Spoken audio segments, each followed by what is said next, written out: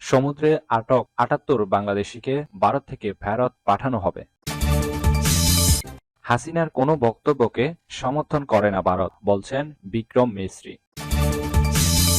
আসছে প্রথম শৈত্যপ্রবাহ, আরও বাড়বে শীতের তীব্রতা। সর্বশেষ জানাবো, রেবে আয়নাঘর ছিল, গুম খুন সহ সব অভিযোগের তদন্ত হচ্ছে। এতক্ষণ শুনছিলেন শিরোনাম, এবার বিস্তারিত। নিয়মিত সংবাদ ভিডিও পেতে অবশ্যই চ্যানেলটি সাবস্ক্রাইব করে রাখুন। পাশাপাশি ফেসবুকে নিয়মিত সংবাদ ভিডিও পেতে অবশ্যই পেজটি ফলো দিয়ে রাখবেন। সমুদ্রে আটক ৭৮ বাংলাদেশিকে ভারত থেকে ফেরত পাঠানো হবে। ভারতীয় জলসীমায় অনুপ্রবেশের অভিযোগে ভারতীয় কোস্টগার্ডের হাতে আটক হওয়া ৭৮ বাংলাদেশি জেলেকে ফেরত পাঠানো হবে বলে জানিয়েছেন ওড়িশা পুলিশ।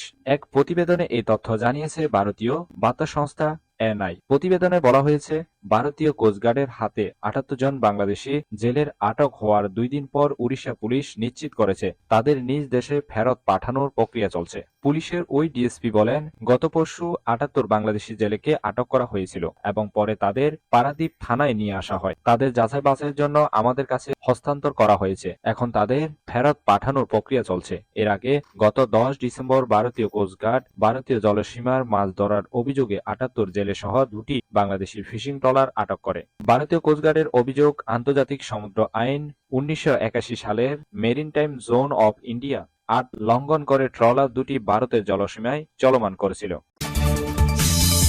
হাসিনার কোনো বক্তব্যকে সমর্থন করে না ভারত, বলছেন বিক্রম মিস্ত্রি। বৈষম্য বিরোধী ছাত্র আন্দোলনের নেতৃত্বে সংগঠিত গণ অভ্যুত্থানের মুখে ক্ষমতাচ্যুত হয়ে ভারতে আশ্রয় নেওয়া সাবেক প্রধানমন্ত্রী শেখ হাসিনার কোনো বক্তব্যকেই ভারত সমর্থন করে না বলে জানিয়েছেন দেশটির পররাষ্ট্র সচিব বিক্রম মিস্ত্রি।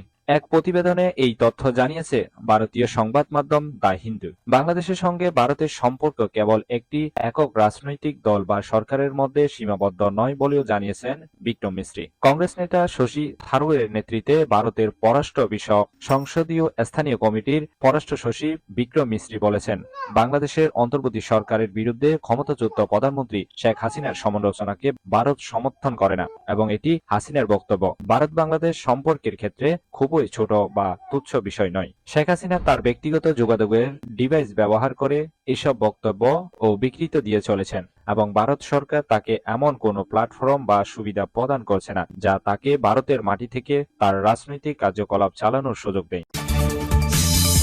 আসছে প্রথম শৈত্যপ্রবাহ, আরও বাড়বে শীতের তীব্রতা। দেশজুড়ে শীতের তীব্রতার সঙ্গে বাড়ছে কুয়াশার দাপট। দেশের উত্তর ও পশ্চিমাঞ্চলে কাঁপন ধরিয়েছে শীত। ২-১ দিনের মধ্যেই বয়ে যেতে পারে শৈত্যপ্রবাহ। ফলে শীতের তীব্রতা আরও বাড়তে পারে বলে আভাস দিয়েছেন আবহাওয়া অধিদপ্তর, যা চলতি মৌসুমের প্রথম শৈত্যপ্রবাহ।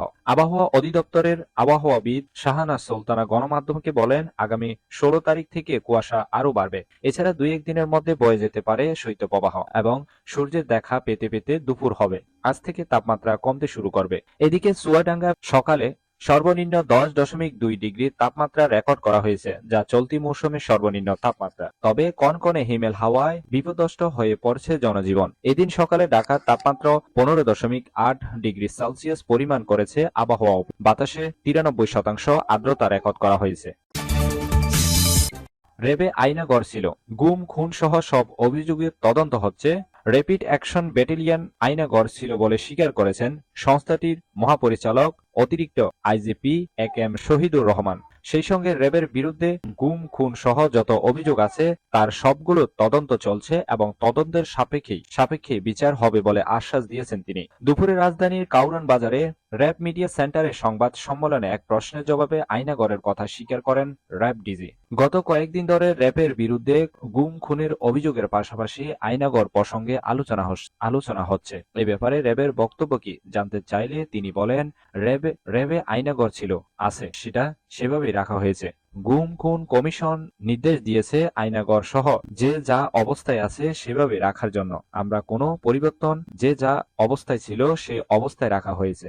গত ৫ আগস্টের পর থেকে শেখ হাসিনা আমলের জঙ্গি ঘটনাকে নাটক বলা হচ্ছে এমন প্রশ্নের র্যাব মহাপরিচালক বলেন, জঙ্গি ছিল, তাদের বিরুদ্ধে র্যাব আইনগত ব্যবস্থা নিয়েছে।